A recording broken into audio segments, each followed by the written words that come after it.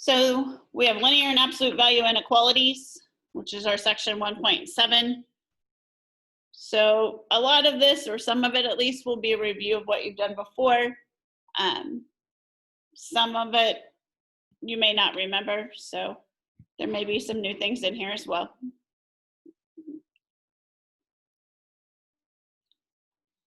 So solving linear inequalities, they're very similar to solving linear equations. Okay, so the only difference is if you multiply or divide by a negative number, then you have to switch that inequality symbol. We have to reverse it. So that's the big difference between solving an equation and solving an inequality. Now, so we're going to do a couple of examples of just solving inequalities. The first one here is listed. So it says solve each inequality and write the solution set using interval notation and then graph it. So the first thing that we're going to do is just like we would do on a regular equation, we're going to do our distributive property. So we'd have 5x is greater than 3x plus 27. Go ahead and subtract our 3x from both sides, just like an equation. If you subtract to one side, you subtract to the other. That's going to give me 2x is greater than 27, and divide both sides by 2. So we would have x is greater than 27 over 2. So we've solved it, but we haven't answered the question or wrote our answer in the way that they're asking. They say they want it on interval notation and a graph. So we're going to start with a graph. When we're doing a graph, it's just talking about a number line. Well, we're going to say here's 0. Well, 27 over 2 is really just 13 and a half. So we're saying x is greater than 13 and a half, but it cannot be equal to 13 and a half. So we're going to put an open circle, and it's got to be x is bigger than that, so we'd have an arrow to the right. That is one way the graph can be written. Another way that you might see it is they will do a parenthesis with an arrow to the right. Either one of those notations would be correct for the graph. So that's the graph of my solution. Now I need it in interval notation. And this is where this top way of writing the graph is kind of helpful because it helps you write it in interval notation. So to write in interval notation, I would do a parenthesis. It is a parenthesis because if you look at the inequality symbol down here, it does not have an equal sign. If it has an equal sign, it's a bracket. If it does not, it's a parenthesis. So we would say the smallest number that x could be, but it can't be equal to it, is 27 over 2. Now, our arrow goes to the right, so it goes on to infinity, and infinities will always have parentheses, never brackets. So this notation that I just wrote is what they call interval notation.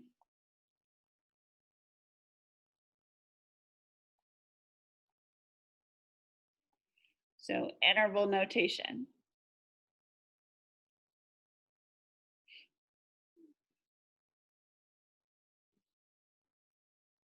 Questions on that example?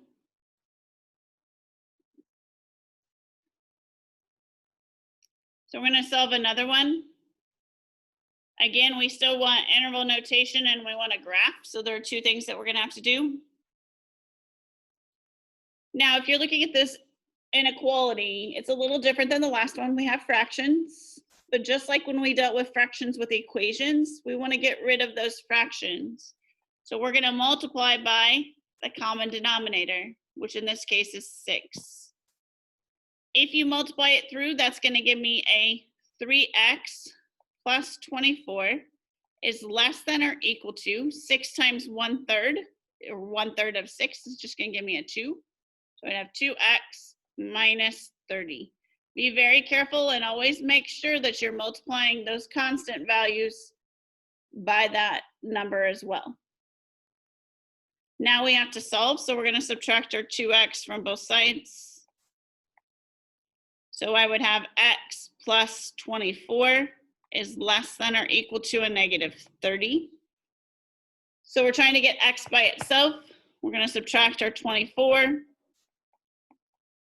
We'd have x is less than or equal to negative 54. Graph. Draw your number line.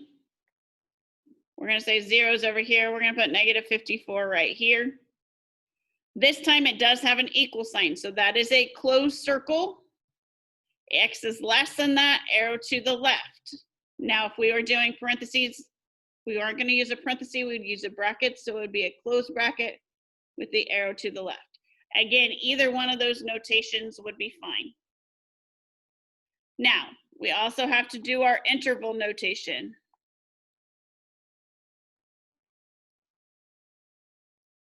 Interval notation, well, it's smallest number to negative infinity. So negative infinity would have a parenthesis. Then we're going to negative 54. Because it can equal negative 4, we do have an equal sign. It has to be a closed bracket.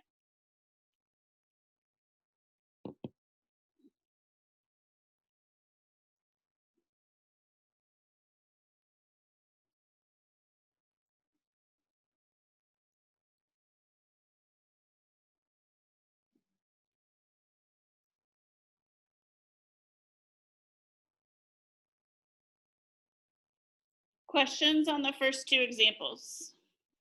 So those are solving inequalities.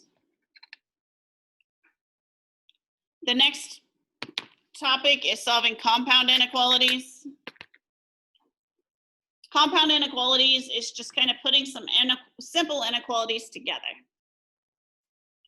Now, when you put them together, you're going to join them with either an and or an or.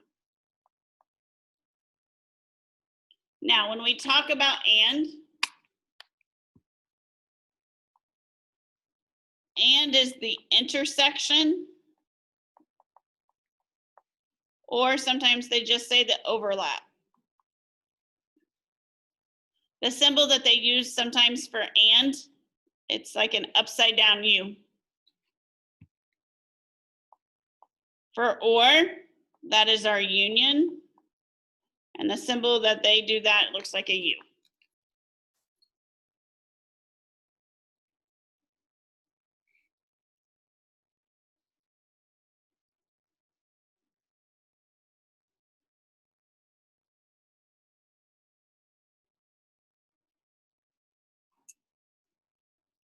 Okay, so we're joining these simple inequalities together with either and or. So the problems would look something like this. Again, directions are still going to be the same. Solve each inequality, write your solution set in interval notation, and graph it.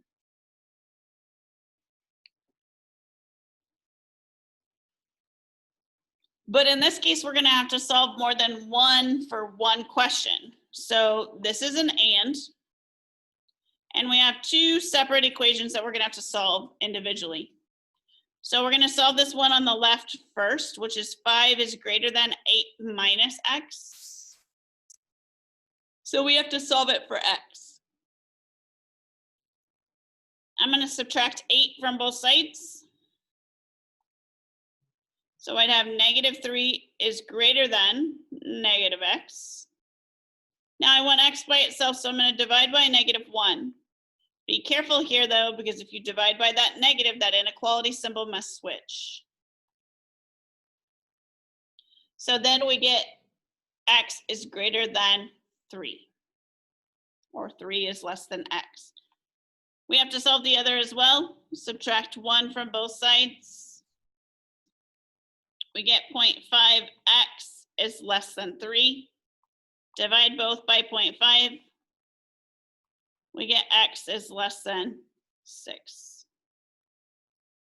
Now, the graphing of this is going to be a little bit different because we have two inequalities that we're going to graph. So our important numbers here are our 3 and our 6. We're going to start by graphing 3 is less than x. Well, there's no equal sign, so it is an open circle or parenthesis, whatever you want to use. But x is bigger than 3, so we have an arrow to the right. On the second one, we're saying x is less than 6. So at 6, you'd have an open circle, but x is less than that, an arrow to the left. This is not your solution. Your solution with and is looking to see where they intersect or overlap. Our overlap is between 3 and 6. So the answer to this is not what I just did for the graph. The actual graph of the solution set would be an open circle over 3, open circle over 6, and a line in between. That's where they overlap. This is my graphical solution.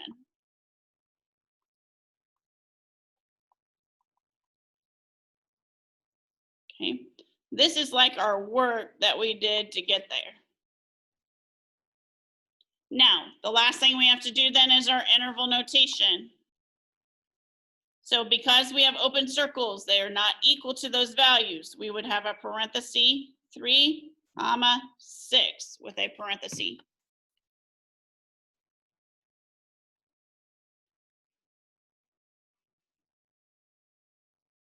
Questions on that one?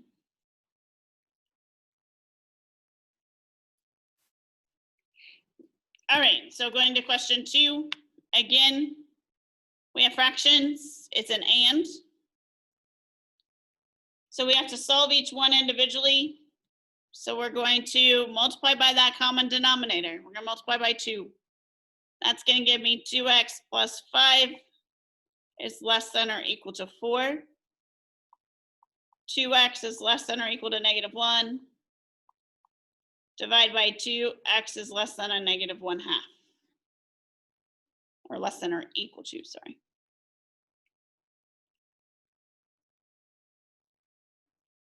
We have to solve the other one the same way. Again, multiply by the common denominator. In this case, it's going to be a 3.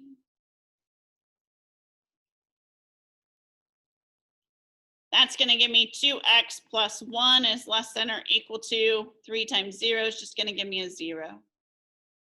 Subtract 1 from both sides, we get 2x is less than or equal to -1. Divide by 2. X is less than or equal to a -1/2.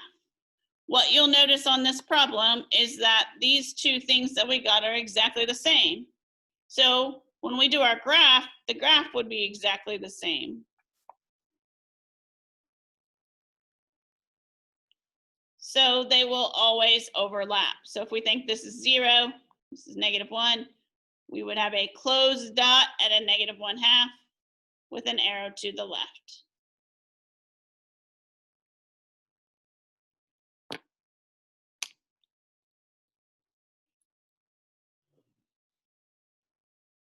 And that would be your answer. Questions on the first or the second example?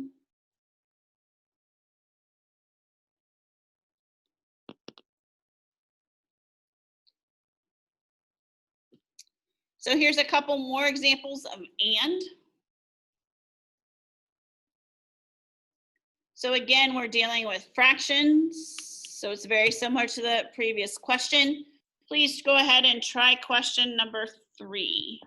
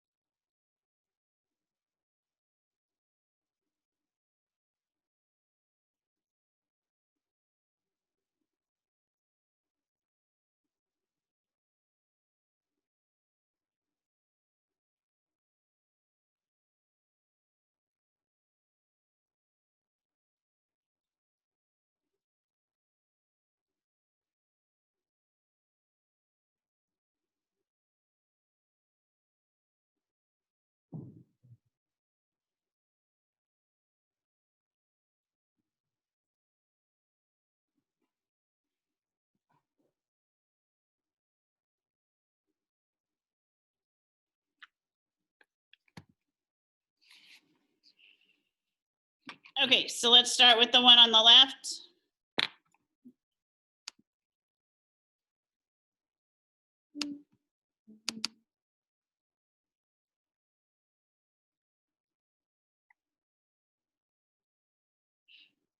If you're starting on the one on the left, again, we have to multiply by the common denominator, which would be 2. You get 4 minus x is less than 2. Negative x is less than negative 2, and x is greater than a positive 2. On the right, you're multiplying by a 3, which is going to give you a 2x plus 7 is less than 3. 2x is less than a negative 4, divide by 2. X is less than negative 2. If we go to graph this, what you should have noticed is we're saying x is less than negative 2 and x is greater than positive 2. Can that happen? Can you be greater than 2 and less than negative 2?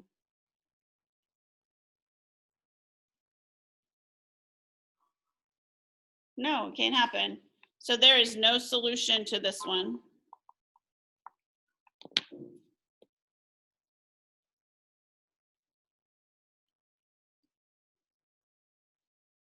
Okay. This last one, it looks a lot different than the other ones. It is still an and equation. Okay, so an and can be written as a double inequality kind of together. To do this, you would solve kind of like solving an equation, but what you do to one piece, you must do to all pieces. So we're trying to isolate the x and get the x by itself in the middle. To do that, we're going to subtract 4, but if you subtract from the middle, you have to subtract from the left and subtract from the right. So I'd have negative 2 is less than 6x is less than 18.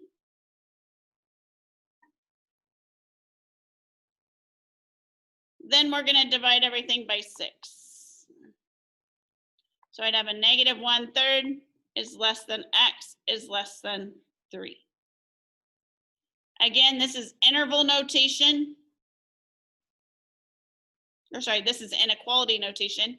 We need a graph and we need interval notation. So we would have a negative 1/3 and a 3. Open circle, and x can be anything in between. It can't be equal to them because there's not equal signs. Your interval notation would be a negative 1/3, comma 3. All in parentheses.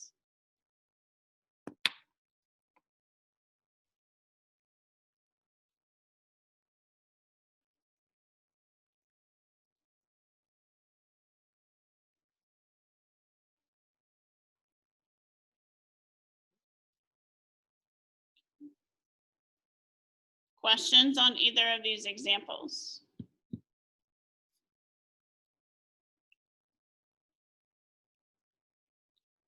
All right, going on to the next ones. This time we're switching it. We're doing ORs. Again, you still have to solve each piece individually. So on this first one, I would go ahead and do my distributive property. Now, that's kind of different than what we've done before. When we had fractions, we tried to get rid of them first. When you have distributive, I would always do that first, because what will happen is if you try to get rid of the fractions, it'll get messed up. So just be careful. Now I can get rid of my fractions by multiplying by 2. That's going to leave me with x plus 1 is less than or equal to 6. Solve that, I get x is less than or equal to 5.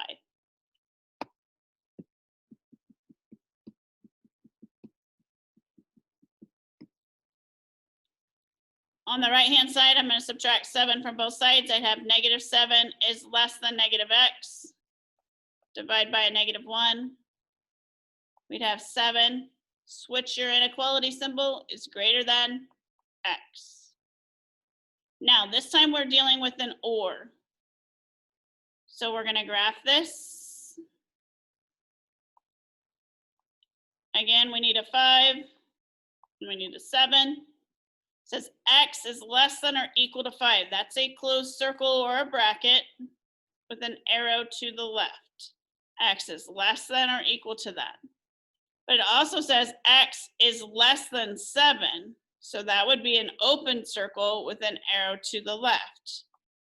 With or, it's everywhere that has a line. We are not looking for intersection.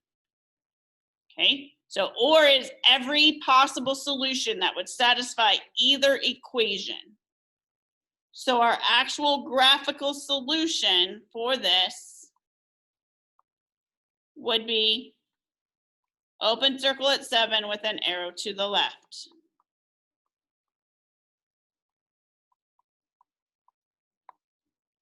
Okay, so that's your graphical solution. It's every possible number that would satisfy one or the other or both equations. Now, your interval notation for this one would be negative infinity to 7, open bracket or parenthesis, because the 7 does not have an equal to there.